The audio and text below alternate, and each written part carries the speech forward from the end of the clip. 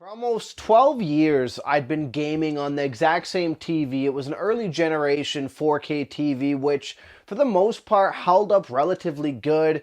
However, it did lack some of the bells and whistles of more modern 4K TVs, so I wasn't completely heartbroken when it died. However, for the temporary situation that I had going on there, I was gaming on my Xbox at my desktop and using my old IPS LG 1080p monitor.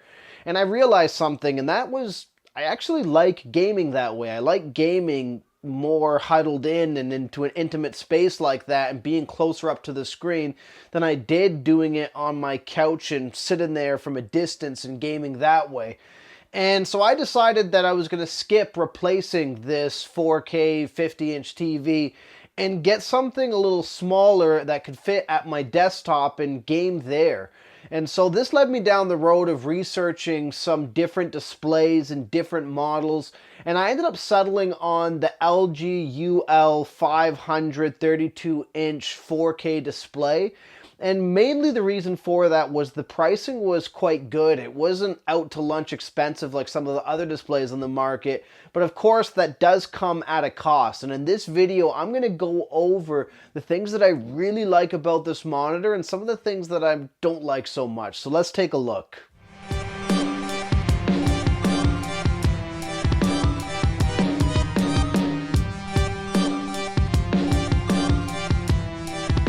So out of the box, you end up getting a standard just monitor stand that clips into the back. However, I will say I did not care for this monitor stand. I thought it was a little too stiff and rigid, and if you were using this monitor purely off of that stand, you probably find that it makes viewing it a little awkward depending on your setup. So my monitor itself is actually wall mounted, so I don't necessarily have to worry about that, but it is something to consider if you are not wall mounting this monitor. It also comes with a DisplayPort wire, which unfortunately isn't compatible with my Xbox, so I'm not using that, and of course a power cord to power up the monitor naturally. And from the jump, one of the things I do like is the actual controlling of this monitor is quite good. It's just a single button and you're able to swap through different settings pretty easily. Now, getting into the core monitor itself, and kind of the main reason I got it in the first place was ultimately that it's 4K, but based off of some of the things that I've researched, like on websites like Ratings, it does 4K quite well. And I will say that using this with my Xbox, I found that the crispness of the visual is definitely better than even my Vizio 4K TV. And it looks very good, and especially sitting up close like this, I find the experience it looks awesome essentially. Now, one thing that might be a knock for some people who are looking at getting a gaming monitor for their Xbox is that this does only have a 60 Hz refresh rate, which for some people I understand can be a make or break scenario. I am not one of them.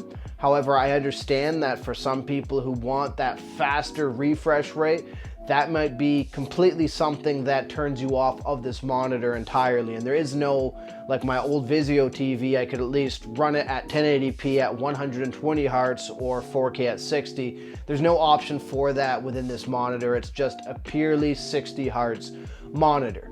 Now, one of the other features of the monitor that I ended up wanting is HDR. I've actually never had that on my previous TV or display.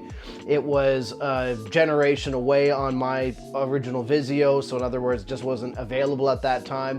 And so I have seen it on other devices, and I will say that that's where this monitor is a little lackluster. Yes, it does technically output HDR, but the problem is that it's not ultra bright. So while the monitor itself is quite vibrant, you're not gonna get those rich colorations that you'd get on some of the more expensive LG TV displays, for example, or even monitors, which is essentially, in my opinion, something that I wish this monitor did do better. I did know that going in, but it's still something that when you're using it and using it as long as I've been using it now, which is about 2-3 weeks, it does leave a little something to be desired there, I guess is what I'm trying to say.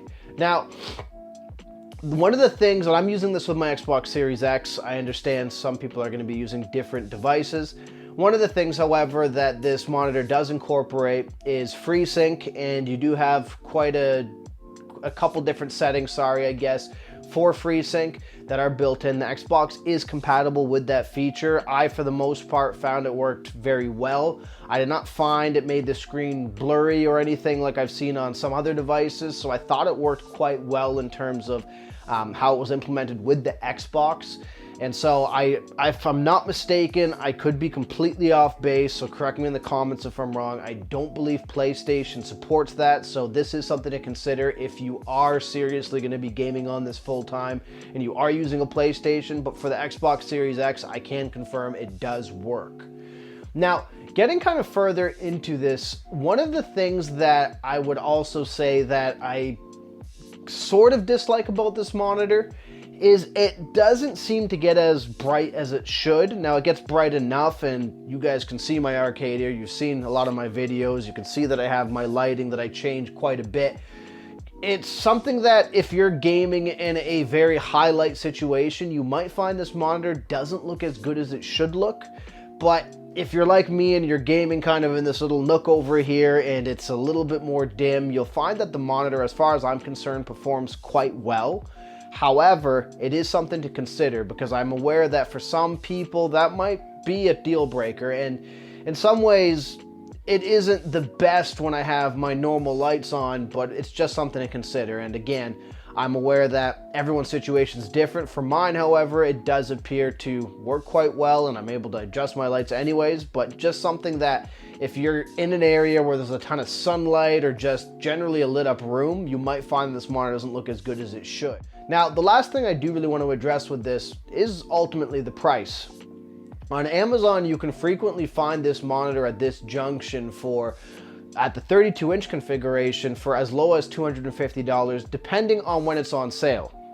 I myself actually missed one of Amazon's sales for the 32-inch, so I actually did the Kijiji route and found someone who had a brand new one for exactly that price for cash, and I picked it up at that price point, which was kind of the main draw for me.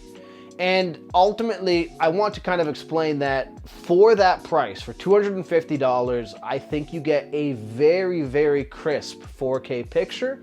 I think you get acceptable, but not great HDR. And I think for the most part, you get a good performing monitor for gaming. However, any more money than I would say $300-400, I'd say maybe you should start considering other types of monitors or other displays that are on the market at the same size. I myself, however, wanted 32 inches. That's what this configuration comes in, as well as a 27-inch. I wanted 32 inches as my previous monitor was 28, and I felt like that was just a little too small. I felt like 32 at the distance I was sitting was the perfect size. Now, some people might disagree with me or not want that for their setup, but for me, that's what felt best. But at the 32 level, monitors start to get quite expensive, and seems like there's a lot of mixed devices on the market in terms of quality, especially at 4K. But for a 4K display, I think the price point is more than reasonable, and I think that you get quite a lot for that price. And I am aware that this monitor at this junction is starting to age, and there's definitely other stuff on the horizon that will probably supersede it at a better price point. But at the moment, I felt like this was a good price for the quality of monitor that you get.